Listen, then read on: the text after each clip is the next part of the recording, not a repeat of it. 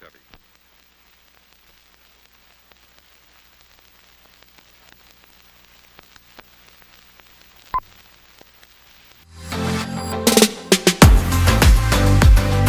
When the husbands complain to me, they say their wife is not adventurous because she just wants to lie in one position.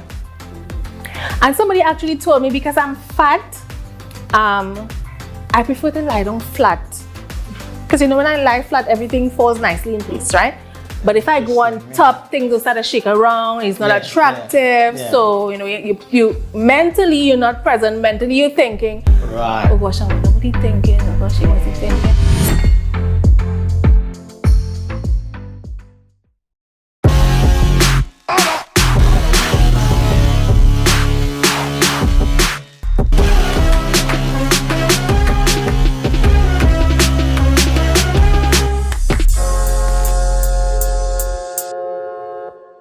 Hey, so it's your boy Keston Holder, and I'm here on the live couch again, right? And I have a special guest here. I'll introduce her in a little while. But I wanna big up all my sponsors and them for tonight. One time, Ring Films for the production, Love Moments for our eats and for the decor. And well, alright, so we're going straight into it. So, with me is Miss Rebecca Beckles.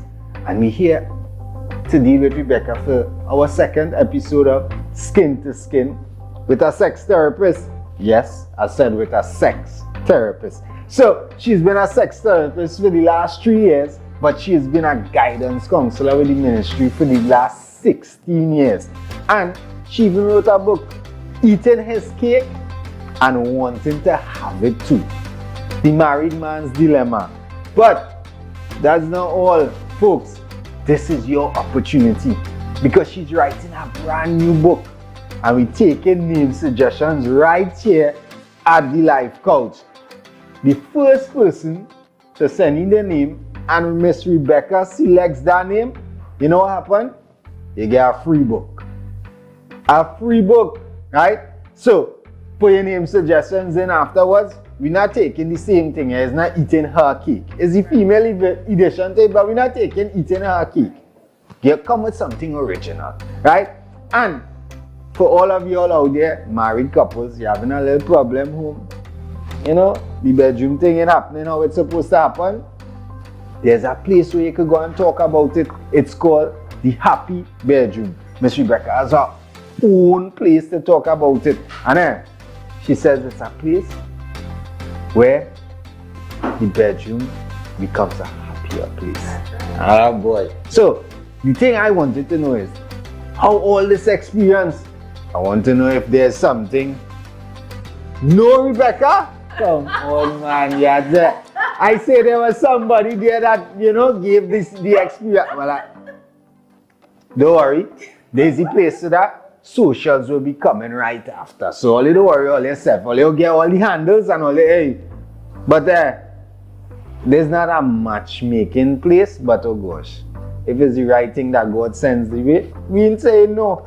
And all you, I would have loved to be sitting here, but it had 2 people who was on the hot seat the last time, and they had to come back because a newlywed couple, there's a place to talk about it.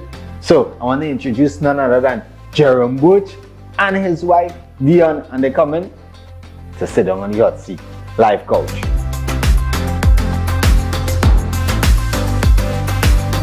So I must say thanks to my boy Keston for holding it down with the intro. I'm here again with my beautiful wife Dion, and we're gonna get into another heavy hitting conversation, skin to skin, and we have sex therapists on the inside. And I'll let my wife take it over from here. So Rebecca, why sex therapy? Why of all these things you studied sex therapy? Well, I noticed at a particular point that a lot of persons were getting divorced. It didn't really come to my attention after my parents got divorced, but somehow after I saw my friends getting divorced one after the next, and then I realized that even persons who were married were not happy. So they were there because they know how it go look. They have to stay because both of them have to pay the mortgage, or they have children and they want the children to grow up in a stable two-parent household, but they were not happy. Some of them were even cheating while in the relationship because we have to keep up this image as Christians. So I started to get really, feel really sad and felt that I needed to do something, to make some kind of contribution toward this.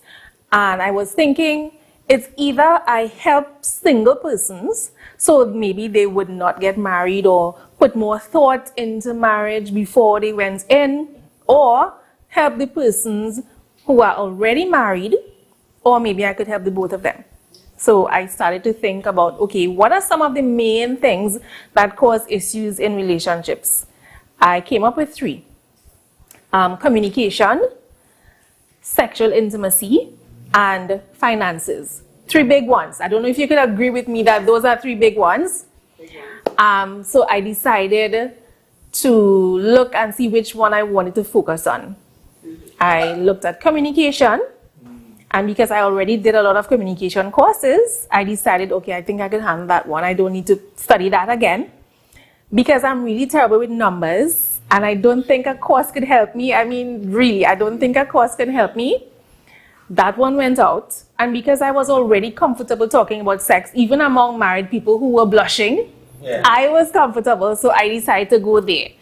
And sex therapy. So you pick the saucy one out of all of them to Yes. And I have a tendency to like to do things that a lot of people don't do. Like, for example, when I was looking for some sort of form of exercise, I started kickboxing. Because I don't know a lot of persons who actually do kickboxing. So I have a tendency to look for things that aren't very popular, you don't hear about a lot. And then there's the shock factor. What? Oh my gosh, you're sex therapist? You're single? So a single Christian sex therapist. I mean, there's a big shock factor that I present wherever I go. Yes. So yeah. What is sex therapy? Sex therapy really is not what people have in mind, right? So there was a friend of mine, a colleague actually, when I told him that I was going into sex therapy, he said he was going to come by me with 2 jugs of oil because he wanted to be my first client that I massaged. What? So for a lot of persons, right, sex therapy is about happy ending massages. It's about happy ending massages. It's about taking out your clothes in the therapist's office. It's about demonstrations, etc. So when people hear sex therapy, they think some kind of practical application is going down in the office. Who tell them that though? I think what we see on TV, we see a lot of things on TV and we believe it's true. Misinformation. Yeah. So a lot of people think sex therapy, that is what it is. It's very practical. But sex therapy is not really about that. It's about helping persons navigate the issues that they have in their sex life. So a single person can go to sex therapy, right? Because before you become a couple, you might have some things that you need to work out in yourself. And that is very important. Because sometimes we have our own issues that don't really bother us because we are single.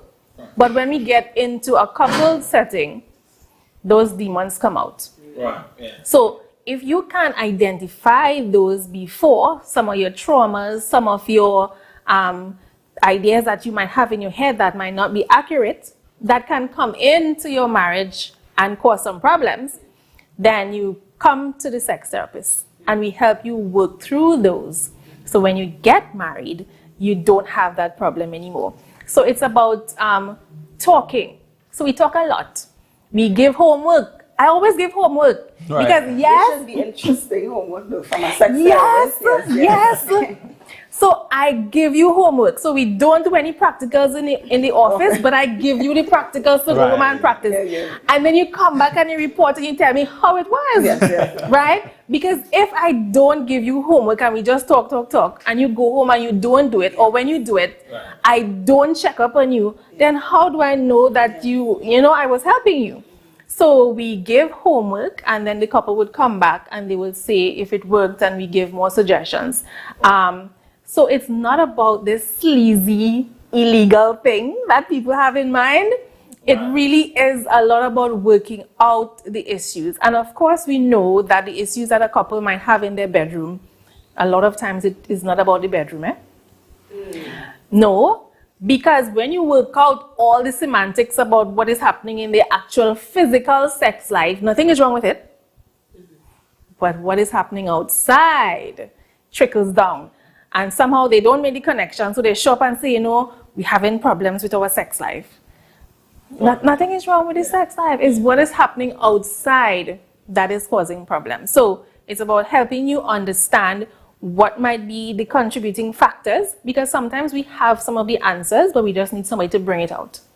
Yeah. So we help you understand what some of the issues might be. We help you work out what some of the solutions might be. You go home, you do your homework. Please do your homework, people, when I give you homework. Some people don't like homework, but I'm sure they would like that. Yes. Go home, do your homework like good students, and then come back and report, and then we go from there. Of course, there are cases where we would need to refer, yeah? So there might be cases where I have to refer because that person might need more help than I can offer them. And that is good practice too, because it doesn't make any sense holding on to somebody that you know you can't help. All right? Everywhere you go to your doctor, the doctor say, take 2 Panadol, you come back, it's still in pain. Doctor say, you know, I can't do nothing for you. You know, you write a little letter and pass you on. So there are some cases that I have to refer on. So what are some of the issues that couples will come to you with? Because some people might be saying, no, I don't need a sex therapist. What are some of the common issues that you're faced with? Interestingly enough, most of my clients are men. So they would come because their wife is not willing to come. So sometimes I would get an inquiry and it's a man, and then he would say, I'll get back onto you. And then when he gets back onto me, he will say, you know, my wife is not open to it. And a lot of times it's because the wife does not consider sex and sexual intimacy as important as her husband does.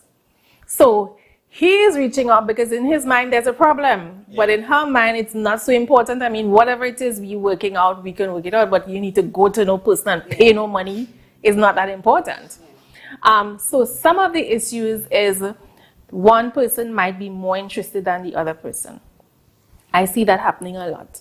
One person might be saying, why is my husband coming at me? We just had sex last week. You want to have sex again this week? The next person might be saying, you know, my wife falls asleep when we're having sex. And, you know, I have to be professional and keep a straight face. But in my mind, I'm wondering, how did that happen? How did that happen? But that actually does happen. People fall asleep when they're having sex. And then we have cases where the man would complain that his wife is not expressive enough in the bedroom. That is a lot of the complaints that I get. And here's what. Now, I'm a Christian. However, I find that a lot of Christian women are very prude.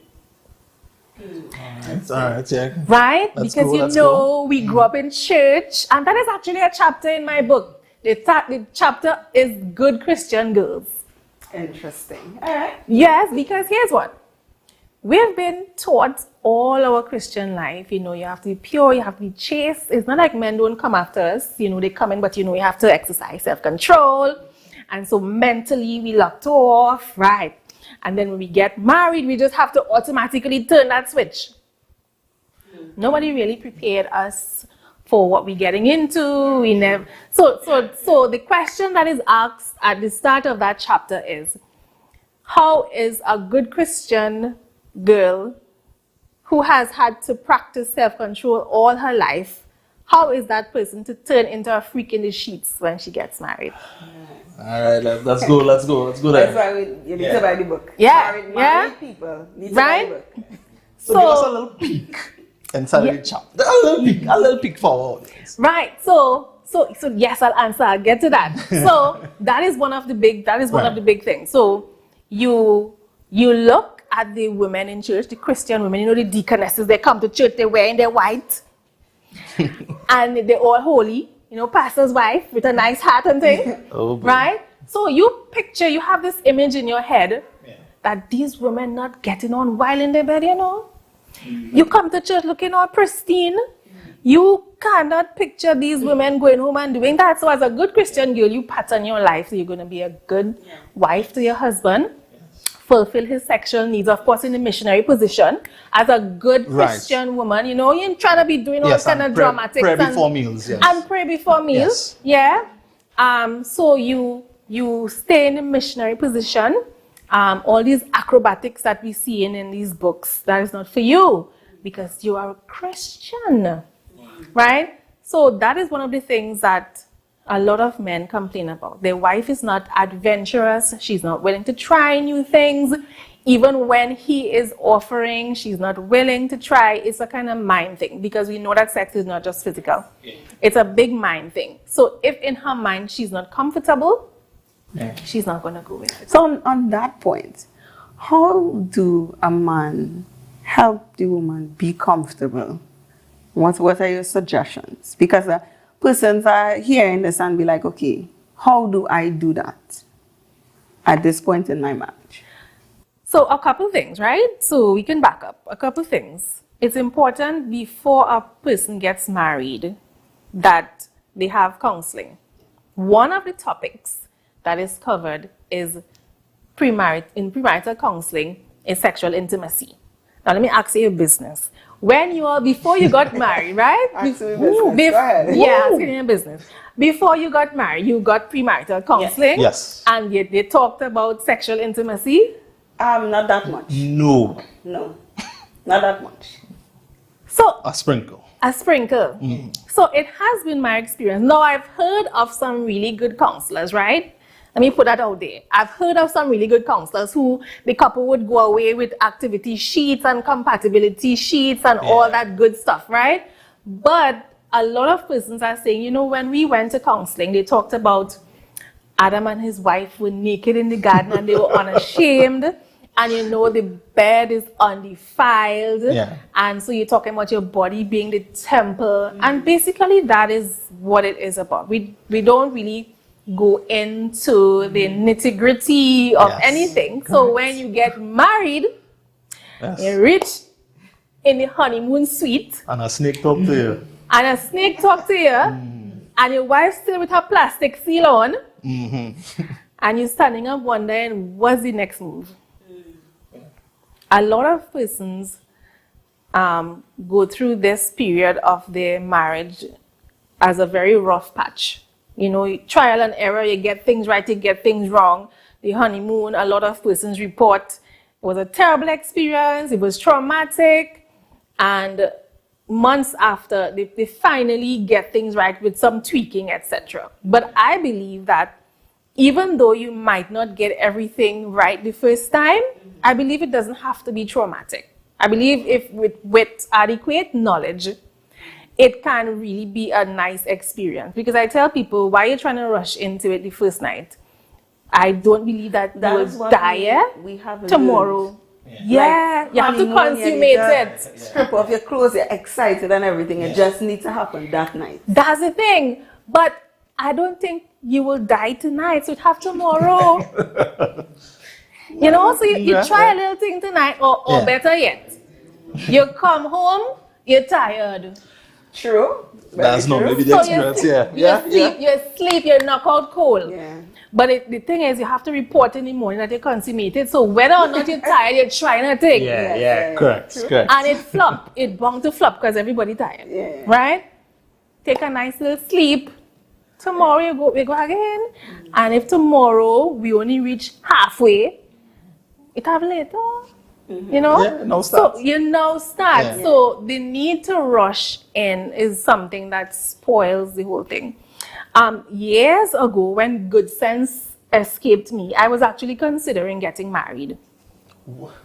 Good sense? What going on there? Right? And I went to premarital counseling.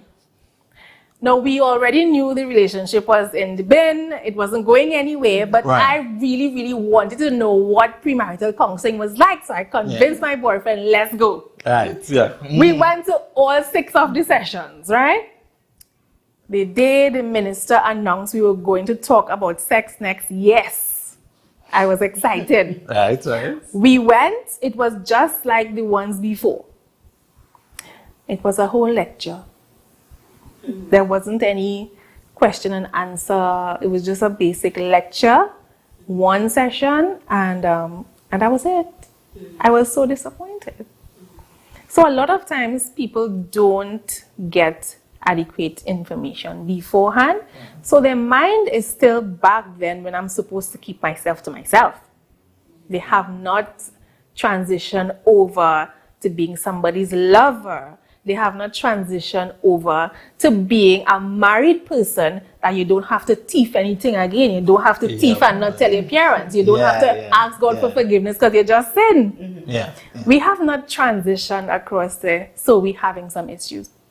So your question was, how can a husband help? So if you had that before and you were at least in a little bit in terms of your mindset, it would be really, really helpful. How can a husband help? By reassuring his wife. Because one of the big issues that women have, and men too, is getting naked. So when I do premarital sexual intimacy counseling, what I tell couples is, when you are stripping down in front of a person for the first time, it is natural for you to feel a little bit insecure. So while your partner is getting undressed, shower them with compliments. Say, girl, is all that you was hiding under them church dress all this time? Yes, yes. You know? Yeah, so don't focus on the areas that she know, that you know she's uncomfortable about, right? When your wife is talking about, oh gosh, my belly looking so big, you can kiss her belly for her. Let her know that you don't mind. Yes, you know it's there, but you're loving all that, okay? Yes. When she is, again, when she's undressing, so you paint a picture in her mind of all the things that you are seeing, of all the things that you are loving, of all the things that you are actually enjoying and looking forward to. Somebody was telling me about their size, and I was like, you know, there are people who like full-figured women. If everybody liked the skinny girls, who is going to like the thick girls? So you don't have to be worrying about, I wonder if my husband will like me or not. And no, if your husband got to the place where he married you, there must have been something about you that he liked. So for the husband with the little shy, insecure wife, shower her with compliments as she undresses. Pay attention to all her body. Don't shy away. For example, if there's probably a scar that she doesn't like and she's like, oh, I hope he does not see it, then you can kiss it, you know? Like some people have this issue with their C-section scar, right? If you had a baby, you're like, I don't want my husband to see that. Then you can find a way to let your wife know, okay, I adore you for all that you went through. You brought a baby in the world and now you're so strong and you're bouncing back. So yes, initially on the honeymoon night, that is something that he can definitely do. But if that don't work, because you shower with all the compliments that you could give, you kiss all the way you could kiss, and it doesn't seem to get through. So when you say it doesn't get through, exactly what you mean? She doesn't want to take off her clothes or what? So let's say you keep on, you hear her reiterating that, nah, I know you like it, but I'm just not comfortable. And then you don't want to punk. So yes, I could come and compliment, touch, kiss, and she's like, still. So I don't want to seem like I'm being forceful now, where she's now communicating to me that, nah, I'm still not feeling confident. What should I do in that moment? Now, there is a thing that I talk about a lot. I like to talk about self-esteem, having a healthy body image. That is something that impacts people more than they realize. If you are a single person and you have a problem with your size, I tell people, if you find that you have too much size, then you can work on it. If you find you don't have enough size, work on it. But while you are working on it, dress that full figure. I like, and I'm looking into the camera because I know I want to talk to somebody. Dress that figure. If you find that you are too small, dress your body and strut your stuff while you are working on what you need to work on, right? Yeah. There's a way that you can make clothes work for you, you know. Of course. Yeah. What? Yeah. When you put on clothes, nobody know that you shape like a capital H. What? Because the dress you put on working for you, right? Yeah. So there are some people who know what colors to wear according to your shade, etc. And you can let that work for you. So as a single person, it's important that you accept your body. It's important that you are able to acknowledge where you might consider to be flawed. Yeah. And work on that before you get into a couple setting. One of the activities that I like to do when I'm talking about self-esteem in a group setting is I pair people off, just random people, and I let one person write something they don't like about themselves on the paper. And then the other person's job is to refute that. So one of the things that people tell me is that they like my shade of brown. I don't know what people have with the red woman, but suffer it to be so. Yeah. I tell people, I love your shade of brown.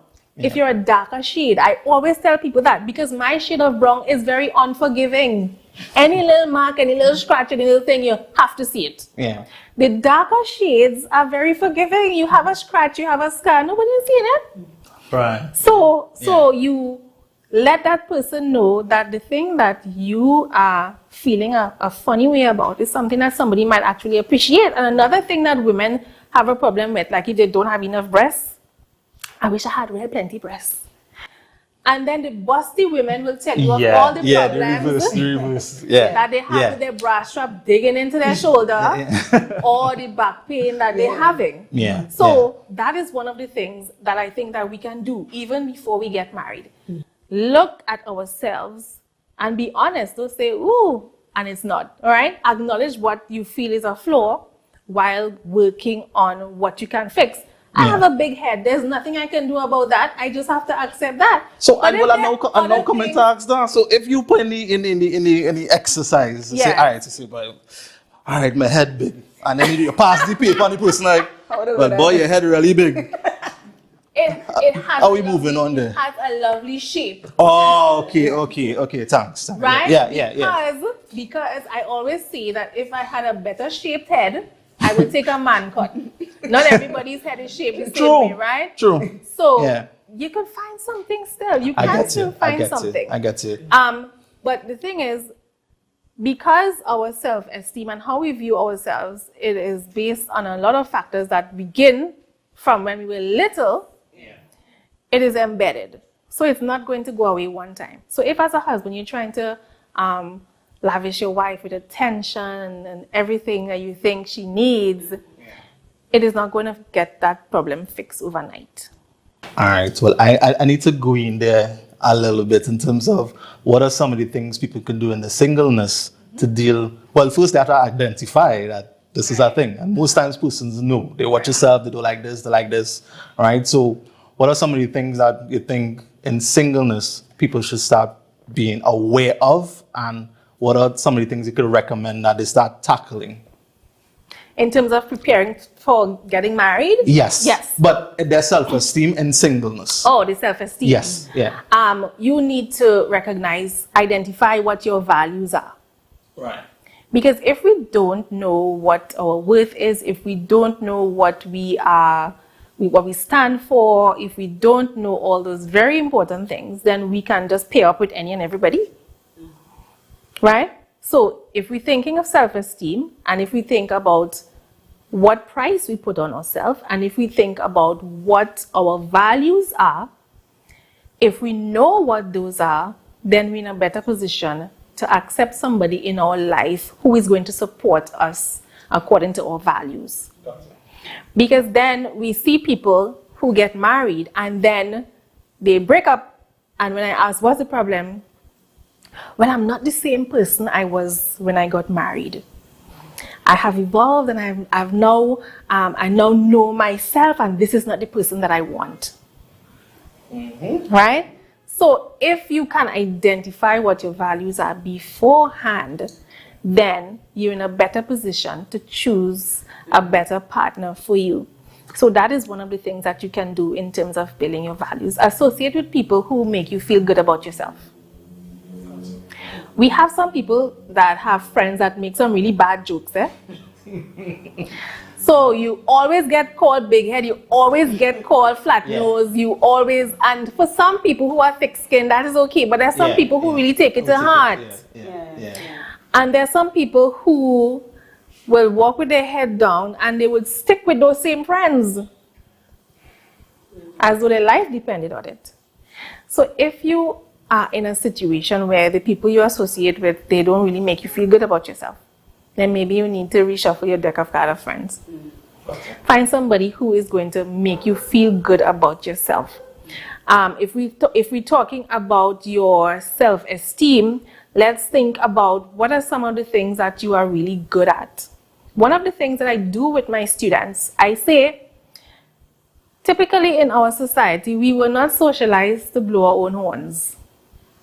So if I were to be asked, what are some of the things that you are really good at? You know, list some of your accomplishments. I might say, give me a minute.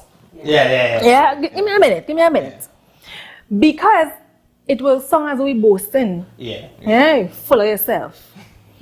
But one of the things that can help you recognize, hey, I've accomplished quite a number of things. Hey, I'm not as bad as I am making myself out to look. So if you sit down and you make a list of your accomplishments, go start back primary school and all, when you spelling bee, right? When you came first in tests in first year, right? Go way back. Make a list of your accomplishments, all the certificates, all the courses that you did, and you will see that, hey, I have some value, I have some worth. It's not that I'm all that bad. Another thing I encourage people to do is to make this gratitude jar. Get a little container bottle. I actually found one selling, and I bought one for my mom. It's really cute. So it's a gratitude jar. At the end of every day, you write down something, or challenge yourself to write down 2 things that you're actually grateful for, that you're actually thankful for. Another thing I tell people to do is when you get out of the shower in the morning, naked like Adam and Eve, stand in front of the mirror and compliment yourself on all the good that you see. So yes, acknowledging that there are some things that need to fix. Acknowledge all the things that are actually good. There are some people who have, like I heard somebody say, a lady complimented her on her skin and said, you have really nice skin, but she's saying, but I have a whole lot of moles and warts. But I was able to identify for her that below the warts and the moles, you can see your skin is really smooth. Right? So look at yourself in front of the mirror when you come out of the shower and tell yourself, oh, you have nice hair. Whatever nice hair is to you. Oh, you have a really nice smile. Right. Oh, you grew up your whole life, you didn't need to put on braces. You can find good things if you pick through. Yes. But most times it's be really hard. So for the persons who, I know persons that they might just watch that mirror and they don't want to see the mirror. So I think there's a step missing before we can even get to the mirror and try to find the good thing. Like how could they reach to that place mentally to even act, to do the act of just watching yourself and let me try to find something good. So I actually met a girl like that, and when I told her to do that, actually we didn't do the mirror thing. I told her in my office, write down 5 good things about yourself, and she was not able to. And I pointed out 5 good things about her. So sometimes people just need a prompt. Sometimes you're in such a deep slump that you're not able to identify. And even as I was identifying the positive things about her, she was trying to take it away from me. It's like, reflex. Yeah, it was like, I really like your hair. Yeah, but message real hard to comb, you know. Hello, I just said I like your hair. Your hair is nice and thick and full and healthy. Oh gosh, but message real hard to comb. So, like you said, it's reflex for us to go by the negative. So sometimes if somebody pulls it out, You might not say, she would come back one day and say, miss, I only find 2 good things this morning. Yeah, but the next day she found 3. Nice, yeah. Right? Yeah. So it's not something that we get one time. It's something that you have to stick with and practice and keep going at it. So with time, we're not talking about you nagging your wife. Right. But with time, all the showers of affection and love, she might start to be convinced that you are genuine. And then she might need some outside help as well. Or you might need to go and talk to somebody to find out, okay, what can I do when you come back and you talk to her and help to fill it in. The experience of sexual intimacy and sexual intercourse is so vulnerable. I think people miss that. They think, okay, we're just going to have sex. Mm-hmm. But you have to be so vulnerable that you have to be mature. Yeah. You have to be mature to be deciding that you're going to have sex, because it's not like we're teething anything behind the building. I mean, we're going to have to strip down. We're going to be married for a very long time. So, yeah, you have to be mentally prepared for what is going to happen here. If you are not, then you can put that relationship in jeopardy. Because one of the things that a lot of, when the husbands complain to me, they say their wife is not adventurous because she just wants to lie in one position. And somebody actually told me, because I'm fat, I prefer to lie down flat. Because when I lie flat, everything falls nicely in place, right? But if I go on top, things will start to shake around. It's not attractive. Yeah. So, you mentally, you're not present. Mentally, you're thinking, right. Oh gosh, I wonder what he's thinking. Oh gosh, what's he thinking, So you're putting yourself in a position where you think it's the most attractive and you're going to stay there. How do you learn in your singleness? What are the attractive traits in these positions? Or actually not in a single state, but you have to learn that as a Christian. You have to learn that within marriage, right? But let's say you only know, well, as they say, you come prim and proper because you're the good girl. So you're lying down, missionary, hands flat to the bed, and that is it. But where did you learn that? But that's the thing.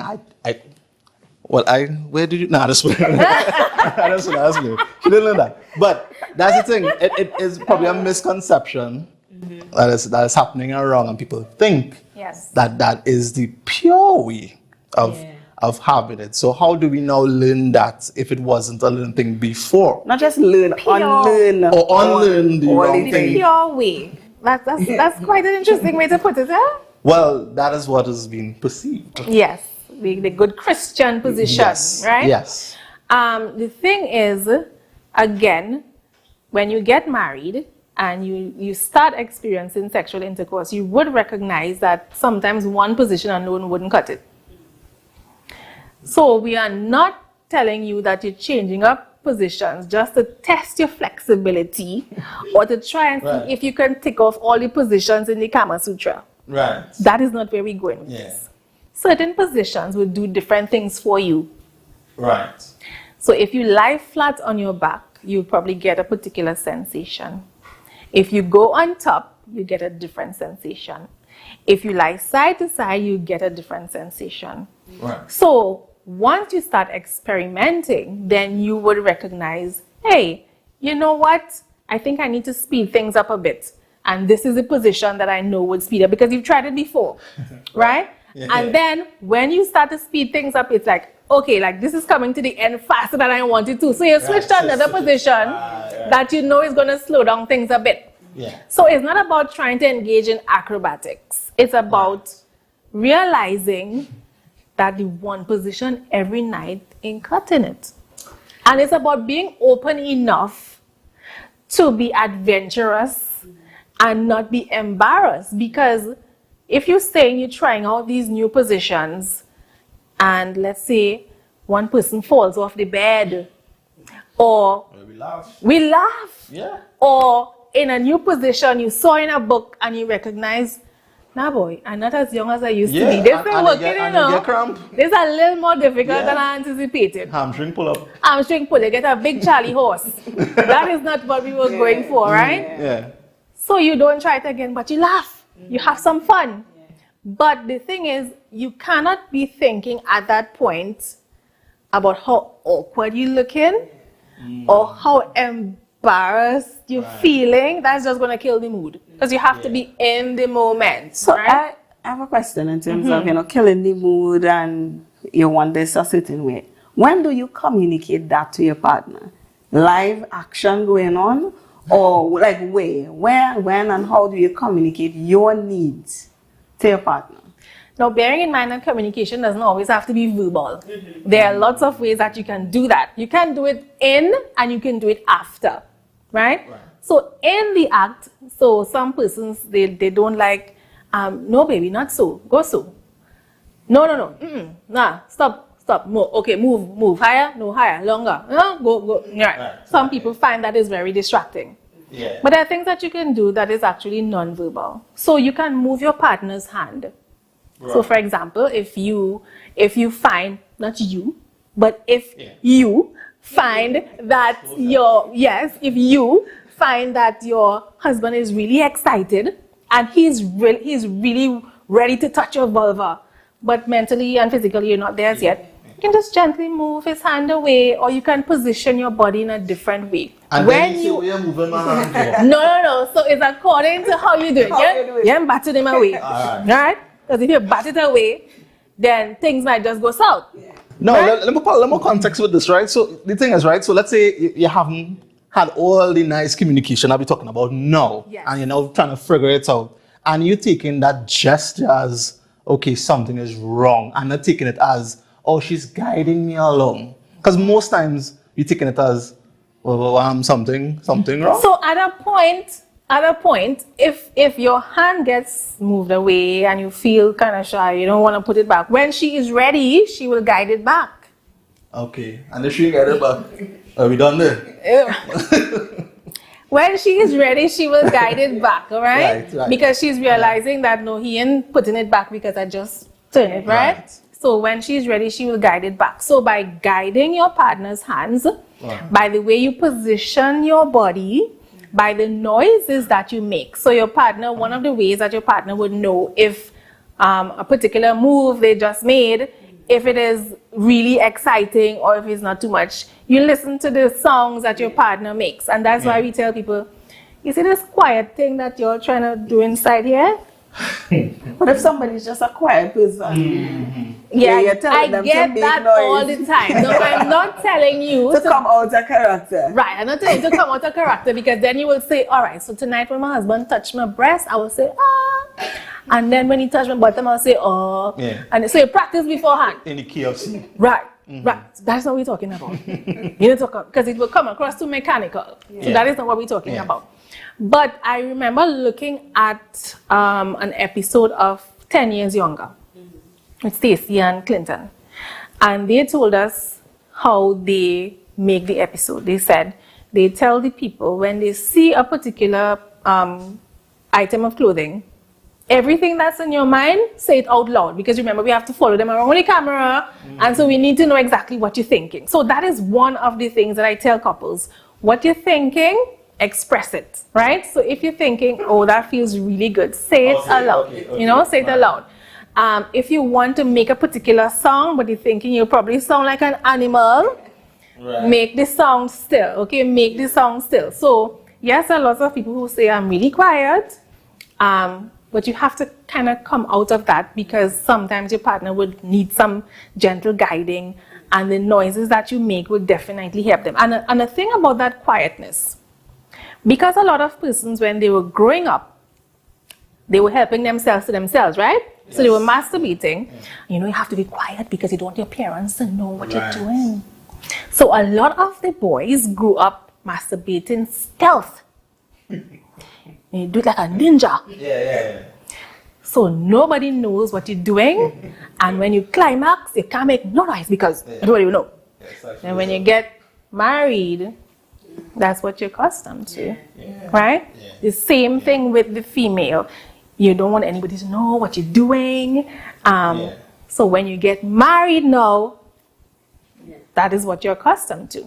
So it's about understanding that you're not acting, but it's that you're communicating to your partner. So the noises that you make during the act, they change in position. For example, if your partner goes into you too deep, you might change your position.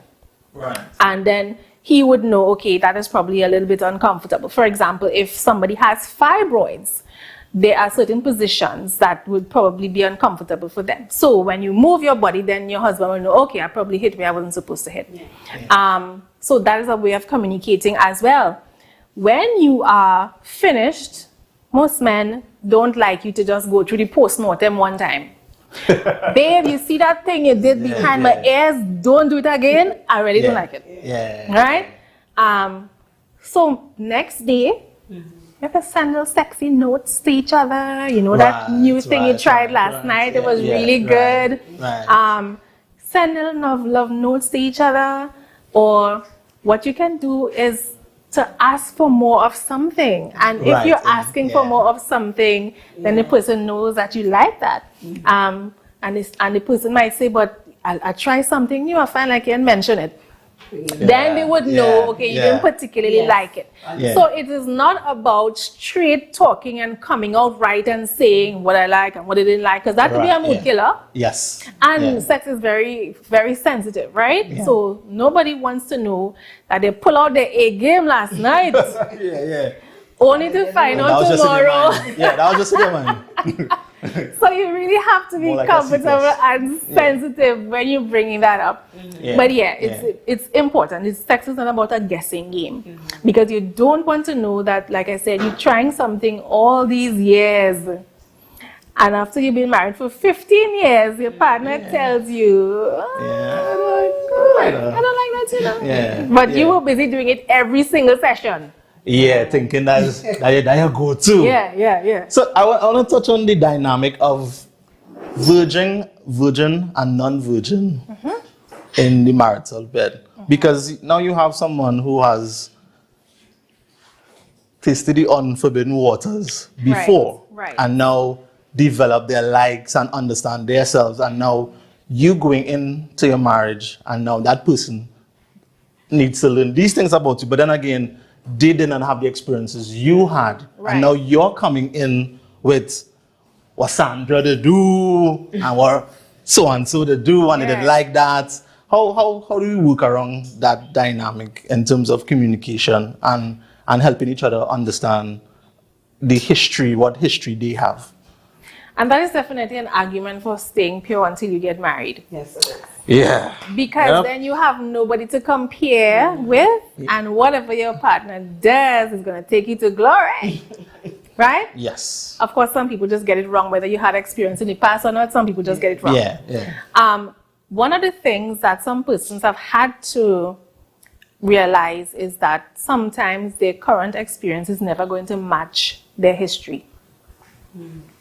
Unfortunately. So sometimes you've had multiple partners and you had a really, really good time, and then you decide that this is the woman you're going to get married, and you believe that this is the experience that is going to last forever.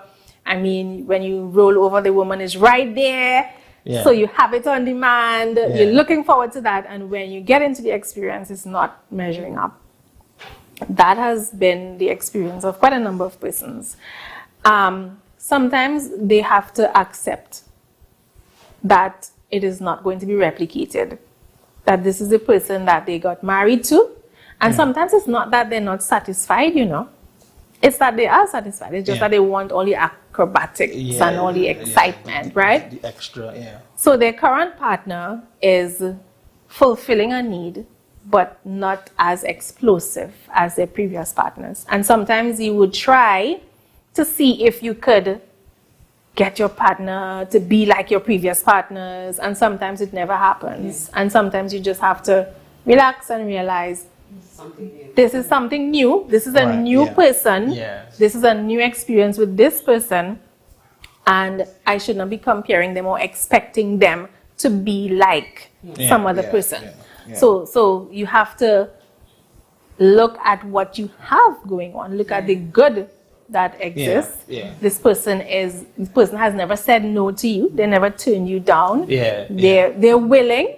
You know, they're willing, and whatever they're doing, they're into it. It's just that they're not backflipping and standing on their head. And, right. So sometimes couples just have to understand that this is their current situation.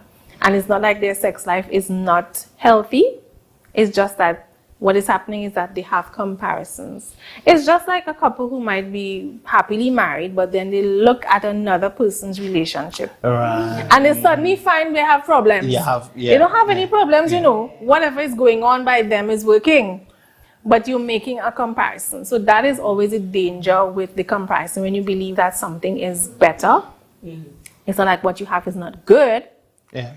But you're just looking for better because you knew better. And like I said again, and that there is a sure argument for purity until marriage. So you mentioned healthy sex in marriage just a while ago.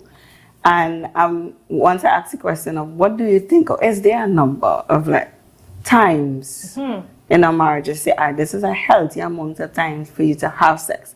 Because we have people comparing, it's like, again, it's so much ago, you're getting none, you know, and what are the factors that play into that? And even if that is the problem, do we have to, you know, go through, like, see if there is a problem within the marriage? Because there's none, there's a little bit, there's once a month, once a year, like, you know. Okay, once a year is a problem, okay? Let me just put that out there. I'm just showing that number. So when people think of a healthy sex life, the first thing they do is to think about number of times. Right? When you think about a healthy sex life, if your sex life is healthy, you think about numbers. Numbers do not identify whether your marriage is healthy or not. That is not what identifies that, right? So we have couples who have sex once a week, and that is good for them. We have couples who have sex 3 times a week, and that is okay for them. We have to remember that every couple has a different dynamic going on. So if you're newlywed, you might be having sex 3 times a day, right? If there's an older couple and you report that we're having sex 3 times a day, it is unrealistic for them to try to compare. Right? These people are now married and now getting into each other. Probably they were both virgins, so this is brand new. I mean, they're going at it like bunnies. Fresh out the oven. Yes. Then we probably have a couple who they have children. And so the frequency with which they could have done it before, they don't really have that liberty, because whereas they could have just come home, strip off their clothes, be right in the living room, we have the little children running about. You have to see what the little children, make sure they're tucked in and right. So the dynamics is different. If we have a case where one person is deliberately withholding it from the other person, all being equal, so there are not health issues or children running around or anything, and you're only having it once every 2 weeks or so, we'll say that is a little unhealthy, right? So it is not about, when we talk about a healthy sex life, we don't particularly look at the number of times per week. Identifying a healthy sex life, there are lots of other factors. For example, it's important that you feel loved after, and you didn't feel used. You didn't feel like an object. It's important that your love bank went up a couple notches after you were done. How the fellas could help with that? Because most times I just hear ladies, airing that side, that they don't feel loved. They don't feel loved? After. Really? Because who fall asleep after, who just snap out the yawn. No, the thing about that yawn, right? The thing about that yawn, and ladies do complain about it, right? And I must say that I have not gone into a lot of research about that. But I think that if you have a healthy sex life and your husband passes out, I think that's your trophy there, man. Ah, boy. I mean, you have skills. You have skills. Sleep. You have skills. Now, if you find that you want to cuddle and he busy snoring, you might tell him, okay, last a little 1 minute and let me at least hug you up now. Right. Or if he falls asleep before you finish, So as soon as he gets his climax, he's busy snoring and he leaves you undone, then we have a problem, right? course. But yes, so the ladies tend to somehow have a little more energy left in the bank after the men. And I wouldn't particularly think that that is a huge issue, right? Okay. So you feel loved after you're done. You feel like you can say no when there's something that you are not comfortable with. You don't feel like you have to because your partner brought it up, so you have to, but you're not comfortable. You feel like you can't say no. Yeah. You don't feel used like an object. You are in a position to identify when things are going a little sour in your sex life, and you take steps to revive it. So yes, there are different stages, and at the beginning you might be going at it like bunnies, and then things start to go down based on your schedules, your life, whatever. But even if you're having sex only once a week, you might be able to tell if you're only having sex once a week because the both of you all vex with each other, as opposed to the schedule busy. Yeah. So being in a position to identify when something is going wrong and put things in place to revive it and not just let it die and say, girl, you know, we had a good run. We had a good couple years, you know. But we could wrap it up now. We could wrap it up. But you mentioned schedule just now, right? Yes. And that's a big thing. Do you think that you should schedule sex? Because some people is like that's like planning, you're going to do something, you take out the romance from it. And I mean, life is happening. You know, do you think that you should schedule sex? So like you said, a lot of people think that it's not romantic. Yeah. But if you don't schedule it, sometimes it would never happen. Right. Yeah. So just like you have to go to the hairdresser next week Monday, next week Tuesday, you probably have to go do your nails. You write that down somewhere in your calendar, in the phone, something. And if somebody calls, you can check and say, nah, I'm free that time now, because you already have something scheduled. And sometimes if you did not write it down, you would miss the appointment. Right. Sometimes when it's like an hour or two before you hear your phone going off, there's a reminder of whatever it is you have coming up. Yeah. So it's the same thing with the healthy sex life. Sometimes life gets so busy that you have to schedule it in. I went to university with a lady once, and she was like, she was studying, her husband was studying, and she said for a whole week nothing happened, and she said, hello, we living in this house like brother and sister, we need to cut this out, right? So it sometimes doesn't sound very romantic, but sometimes it becomes necessary because life becomes so hectic, and it's not like we don't care about each other, it's not like we don't feel attracted to each other, but it's just that if we take on everything that's happening, we will just pass out in bed at the end of the night. Yeah, correct. So scheduling it in sometimes is the only way to get it done.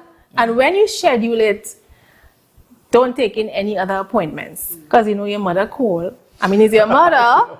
Your mother call. When we call good next example. week, we talk to you next Mother week. call. So you say, no, I have something planned, but it's not important what it is. And then mommy come across because it's your mother, right? Yeah. But treat it like something really important, because it is something important, right? It's one of those things that nurtures the relationship, that keeps you and your husband bonded close together. So treat it like a doctor's appointment, or sometimes you miss a hairdresser appointment and you have to pay still. So treat it like that. I'll have to double up the next time then. Well, yes, right? But try not to miss it. Try not to miss the appointment. So yes, it might sound not romantic, but sometimes it becomes necessary. And when it's that time, put things in place. You might have to call the sitter, you might have to put the children by the in-laws, by the auntie. Make it special. So it's something that you look forward to. Yeah.